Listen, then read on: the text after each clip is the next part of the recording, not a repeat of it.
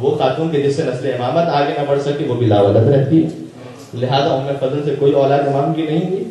امام واپس تشریف لے جاتے ہیں مدینہ منورہ. وہاں امام نے ازدواج کیا اور اس ازدواج کے نتیجے میں 10ویں امام دنیا میں تشریف لاتے ہیں. اور گویا امام کا جو سفر تھا اس کا مقصد ہی اللہ نے رکھا تھا کہ مدینہ تشریف لے جائیں, نسل امامت کا انتظام ہو سکے. اور جب 10ویں امام کی ولادت کے بعد سعادت ہو گئی مدینہ منورہ میں, اس کے بعد مامون رشید کو پھر خطرہ ہوا. اچھا مامون تو خیر اس کچھ عرصے تک اسے خطرہ رہا لیکن خود واصل جہنم ہو گیا. اور پھر آ گیا تھا معتصم جو ہے بغداد میں اس کی حکومت قائم ہو گئی. ام فضل مستقل خط لکھا کرتی تھی, پہلے اپنے باپ مامون کو اور اس کے بعد اپنے چچا معتصم کو امام کی شکایتوں میں. اور اس میں سب سے بڑی شکایت یہ تھی کہ جب یہ مدینہ تشریف لائے تو انہوں نے دوسری شادی کر لی ہے.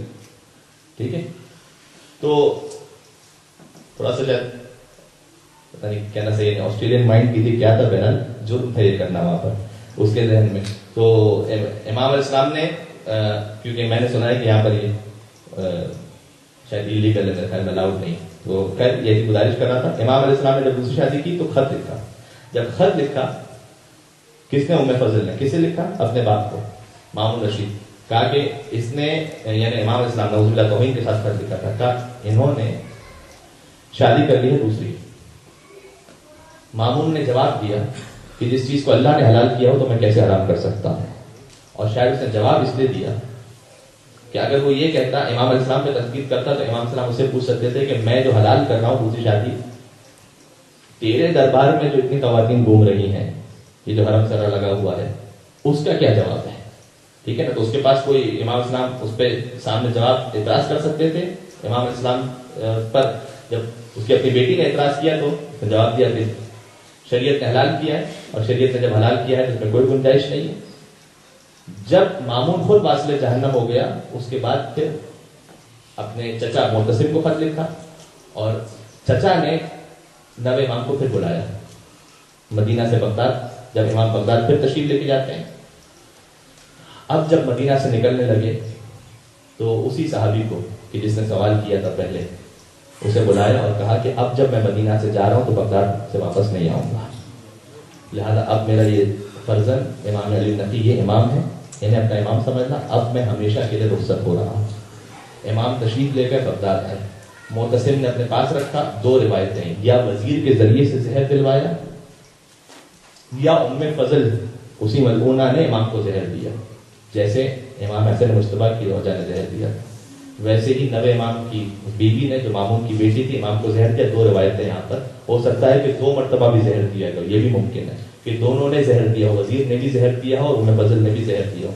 زہر کے اثر سے امام کی شہادت واقع ہوتی ہے. زہر اس طرح سے دیا گیا, جو وزیر والی روایت ہے اس میں یہ ہے کہ امام علیہ السلام کی ایک دعوت کی, معتصم کے وزیر نے امام کو بلایا اور کھانا پیش کیا. امام نے کچھ کھانا تناول فرمایا, کہا کہ فرزند رسول کچھ اور بھی کھا لیجیے. امام اٹھ کر جانے لگے, کہا نہیں کچھ اور بھی کھا لیجیے. امام نے اس کی جانب دیکھا اور کہا کہ جو تیرا ارادہ ہے اس کے لیے اتنا ہی کافی ہے. امام اپنے مقام سے اٹھے. بہار اور انوار میں علامہ مجلسی نے لکھا ہے, یہ جو ہم ہمیشہ سن لیتے ہیں نا کہ امام کو زہر دیا گیا, امام کی شہادت ہو گئی, ایک جملہ یہ سرسری بات نہیں ہے. بہار اور انوار میں علامہ مجلسی نے لکھا کہ نوے امام کا جو زہر تھا وہ اتنا شدید تھا کہ مولا ایسے تڑپ رہے تھے کہ جیسے کسی مچھلی کو پانی سے نکال دیا جائے تو تڑپا کرتی ہے. امام تڑپتے رہے زہر کی تکلیف سے, کچھ دنوں تک تڑپتے رہے. اچھا اللہ نے یہ سعادت عطا کی ہے, الحمدللہ. آپ نوے امام کی وجہ سے شہادت میں یہاں پر تشریف فرمائیں. میں ایک بات آپ سے گزارش کروں, نوے امام کا روضہ کہاں ہے؟ کاظمین میں. کاظمین میں یہ ہے امام جواد. غنی اور جواد میں کیا فرق ہوتا ہے؟ غنی اور جواد میں عربی زبان میں کیا فرق ہوتا ہے؟ غنی وہ ہوتا ہے کہ جو اتنا عطا کرے جتنا سامنے والے کو ضرورت ہو. جواد وہ ہوتا ہے کہ جو ضرورت سے بہت بڑھ کر عطا کرنے والا ہو, اسے جواد کہتے ہیں. تو یہ امام غنی نہیں ہے, امام جواد ہے. اور امام جواد کے بارے میں خاص روایت ہے, مجھے بہت سارے مومنین نے کہا ہے, اور یہاں کے علاوہ بھی رزق کے بارے میں جو مومنین پریشان ہوتے ہیں, نوے امام کے بارے میں خاص حدیث ہے کہ اگر ان کے صدقے میں رزق کی دعا کی جائے تو وہ ضرور قبول ہوتی ہے. خاص حدیث. چھٹے امام کے وسیلے سے آپ رزق کی دعا کریں وہ بھی ٹھیک ہے, مولا علی سے مانگیں وہ بھی ٹھیک ہے, مولا حسین سے دعا کریں وہ بھی ٹھیک ہے, لیکن نوے امام کے بارے میں خاص روایت ہمارے پاس. 10वें امام نے ارشاد فرمایا کہ تو میرے بابا کے صدقے میں اللہ سے رزق طلب کرے گا، اللہ اسے ضرور عطا فرمائے گا۔ لہذا آج کی مجلس میں جتنے آپ تشریف فرمائیں، جب 9 امام کے نام سے آنسو بہیں گے تو اپنے لیے بھی اور جن جن کا آپ کے نام میں ذہن میں نام ہے ان سب کے لیے دعا فرمائیے کہ پروردگار ہر مومن کے رزق حلال میں وہ سب کا سب برکت نصیب فرمائے انشاءاللہ، اور رزق حرام سے بچنے کی ہم سب کو توفیق نصیب فرمائے انشاءاللہ۔ جب قازمین کا حرم امام کی شہادت ہوئی، امام کو قازمین میں مدفون ہے، میں پڑھوں گا تھوڑا سا شہادت، لیکن کس دربار میں آپ اس وقت کس امام کے مجلس میں آئے ہیں؟ قازمین کے حرم میں اس کے اطراف میں ہمارے بہت بڑے بڑے علماء مدفون ہیں، شیخ مفید ہیں، ٹھیک ہے، شیخ مفید کے ساتھ ساتھ مسلک سید مرتضیٰ جنہوں نے نہج البلاغہ کمپائل کی، سید رضی اور سید مرتضیٰ کے بھائی ہیں، پھر خواجہ نصیر الدین طوسی، یہ سارے بڑے بڑے علماء کہاں پر ہیں؟ بغداد میں، قازمین میں دفن ہے۔ کیوں ہے ایسا؟ اس لیے کہ نجف سے پہلے جو ہمارا حوض علمیہ تھا وہ کہاں تھا؟ بغداد میں تھا۔ پھر شیخ طوسی کا کتاب خانہ چلا دیا گیا اور ان کو ہجرت کرنا پڑی، بغداد سے نجف تشریف لاتے ہیں اور نجف میں انہوں نے حوض علمیہ کی بنیاد رکھی، وہ ایک الگ اس کی تاریخ انشاءاللہ کبھی گزارش کروں گا۔ تو ہمارے شیخ طوسی سے پہلے جتنے بزرگ علماء ہیں وہ کہاں دفن ہے؟ قازمین، یعنی 7ویں امام کے حرم میں اور 9ویں امام کا حرم۔ انشاءاللہ اللہ آپ کو لے کر جا دیکھیے گا، ایک ہی ذریعہ ہے جس میں دونوں ائمہ مدفون ہیں۔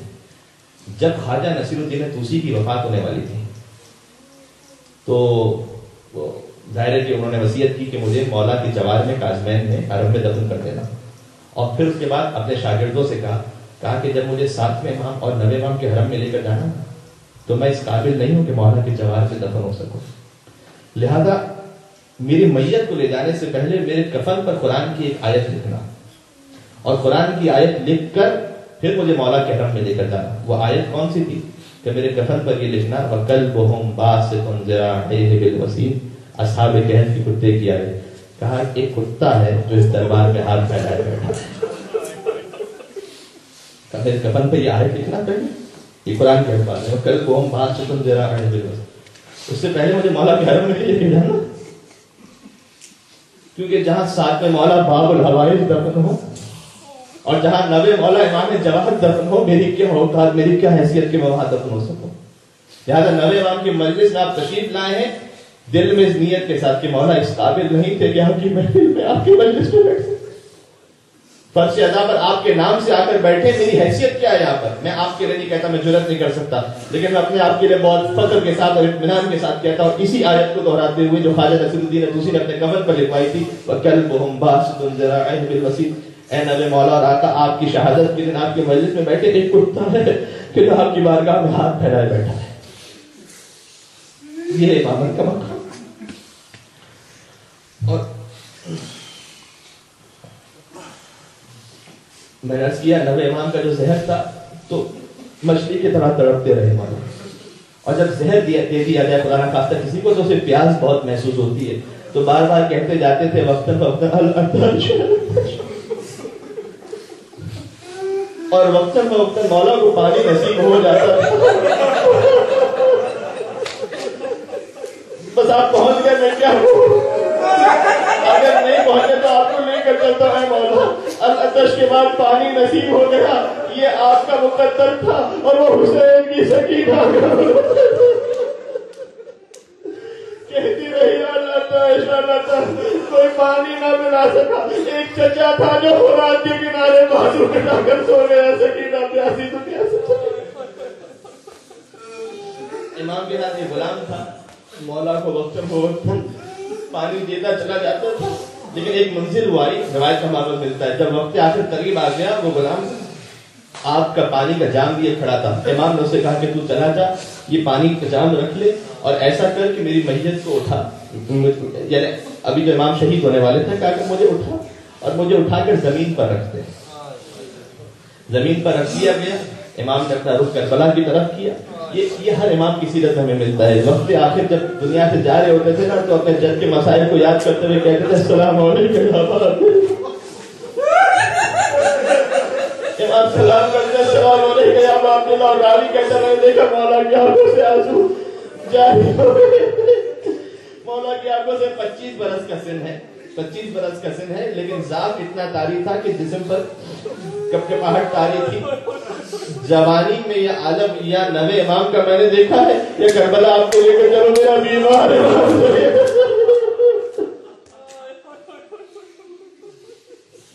میرا بیمار امام سید سجاد ہاتھوں میں ہتھکڑیاں تھی، پیروں میں بیڑیاں تھی، گلے میں تاب تھا. جوانی ضرور تھی لیکن بڑھاپا ایسے دکھتا تھا کہ جب مدینہ پہنچے تو محمد حنفیہ پہچان. سوال کیا کہ اے بزرگ یہ بتا کیا میرا بھتیجا واپس آیا ہے؟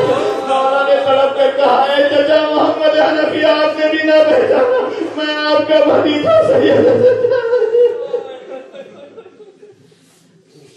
نوے امام رخصت ہوئے اور وہ غلام جو مولا کے ساتھ تھا یہ بھی روایت کرتا ہے 10ویں امام کہاں تھے؟ مدینہ منورہ میں تھے.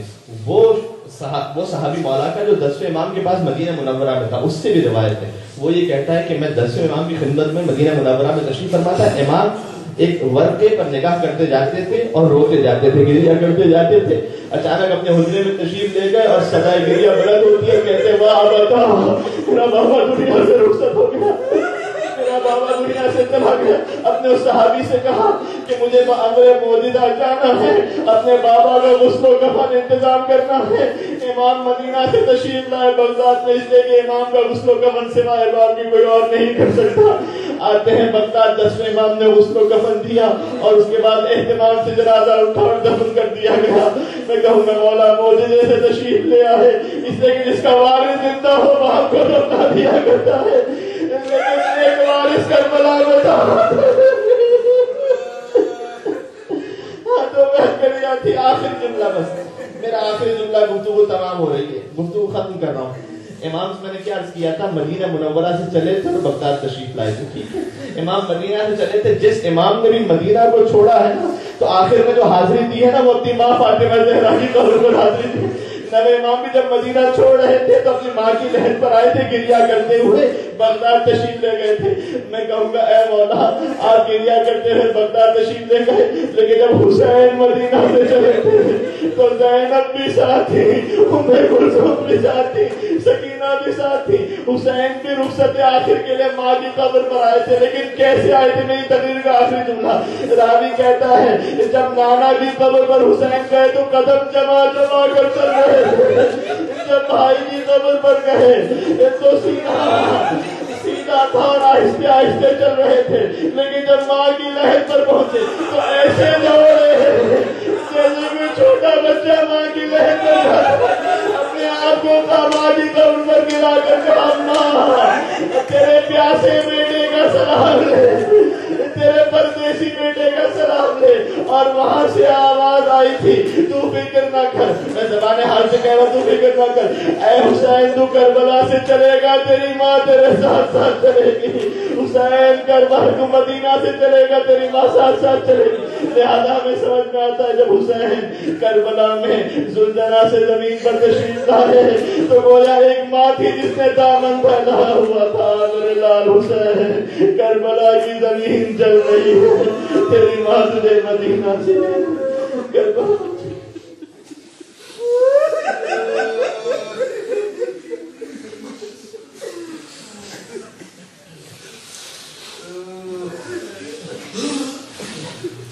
چونکہ آپ کی آنکھوں میں آنسو ہے اور آپ نے گریہ کیا،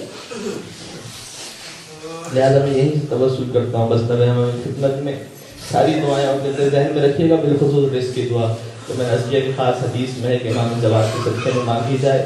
اور میں یہاں پر چونکہ ذاتی طور پر میں وہاں رہ چکا ہوں لہٰذا محسوس کرتا ہوں اس درد کو کہ پروردگار شاید یہاں حالات پھر بھی نسبتاً مناسب ہوں جہاں سے میں آ رہا ہوں. پروردگار مومنین پر بہت سارے مومنین حالات بہت سخت ہیں. پاکستان میں حرام کمانا پھر آسان ہے لیکن حلال کمانا مشکل ہوتا چلا جا رہا ہے. تو ہم تیری خدمت میں وسیلہ دیتے ہیں امام تقی امام جواد علیہ السلام کا. یہاں پر بھی جو میرا جوان ساتھی بالخصوص جو آئے ہیں تشریف لائے ہیں، اگر کسی کو کوئی جاب کا مسئلہ ہے، کسی کے یہاں کوئی اور ایسا مسئلہ ہے، ان سب کے لیے دعا کرتے ہیں انشاءاللہ پروردگار رزق کا وسعت نصیب فرمائے. میں توسل کرتا ہوں آپ میرے ساتھ ساتھ پڑھیں تاکہ انشاءاللہ سب کی دعا قبول ہو سکے. بسم اللہ الرحمن الرحیم.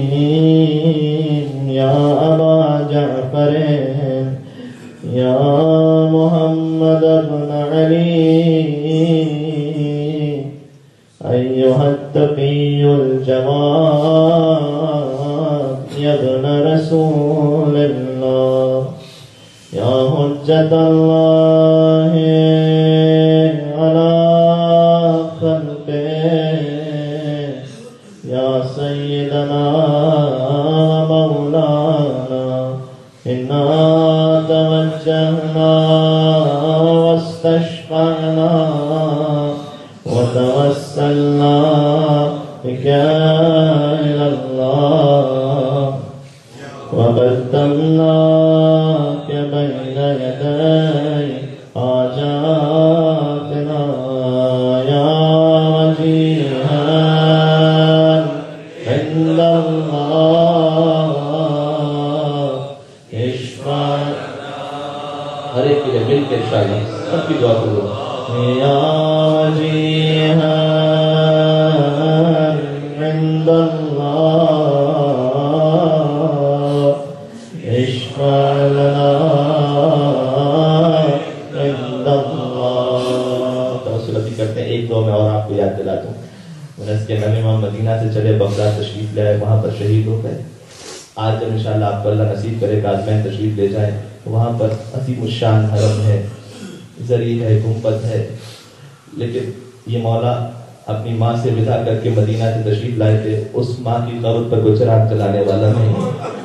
مدینہ منورہ میں فاطمہ زہرا کی قبر ہے. آپ یہاں بیٹھ کر نبی امام کی مجلس کر رہے ہیں, لیکن کسی کو مدینہ میں فاطمہ زہرا کا نام لینے کی اجازت نہیں ہے. کوئی وہاں کھڑے ہو کر زیارت نہیں پڑھ سکتا, کوئی یا فاطمہ زہرا نہیں کہہ سکتا. تو جیسے نبی امام کا مزار آباد ہے کازمین میں, ویسے مدینہ منورہ کے جنت البقیع کے ویران مزارات کی تعمیر کی اسباب کے لیے انشاءاللہ جتنے وہاں پر فاسقین موجود ہیں, جتنے منافقین ہیں, سب جلد سے جلد واصل جہنم ہو انشاءاللہ. اور سب کی نیست نابودی کے لیے سب مل کر یا وجیہ میرے ساتھ ساتھ پڑھیں گے. یا وجیہ عند اللہ اشفع لنا. آخری ظہور امام زمان تھے. یا وجیہ عند اللہ اشفع لنا